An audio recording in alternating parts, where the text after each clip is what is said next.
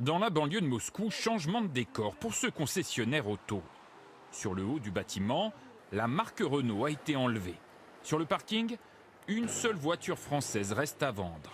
Le constructeur parti de Russie, suite au conflit en Ukraine, a été remplacé par une marque chinoise. Bonjour.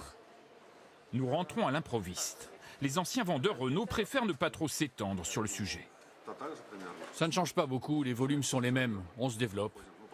La Chine, c'est désormais une vente sur 3 de voitures neuves. Pékin commerce avec la Russie et exporte ses marques sans difficulté. Ses clients viennent de tester ce nouveau modèle. Les marques chinoises proposent la même chose. Les mêmes caractéristiques que l'on retrouve chez BMW et Mercedes.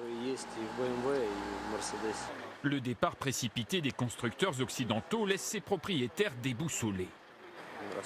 Oui, c'est embêtant. Les pièces détachées, l'entretien, c'est problématique. Je ne sais pas comment ça va se passer après. Je n'ai plus que 3 jours de garantie. Les voitures françaises ont disparu. Tout cela est très triste.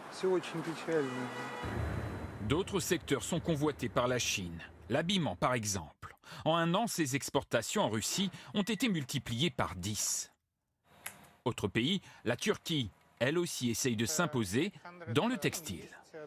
Il y a des chaînes turques qui travaillent déjà depuis un moment en Russie, comme Cotton, Russie Waikiki, Superstep, qui se développent et qui absorbent les mètres carrés vacants.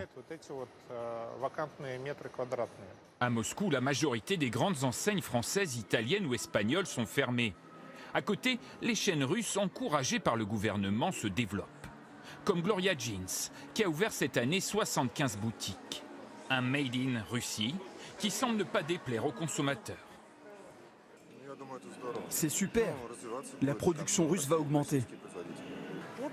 La Russie va s'en sortir avec tout ça. Symbole de cette contre-attaque commerciale russe, Stars Coffee. La marque a repris tous les signes du géant américain Starbucks, dont elle a racheté l'activité.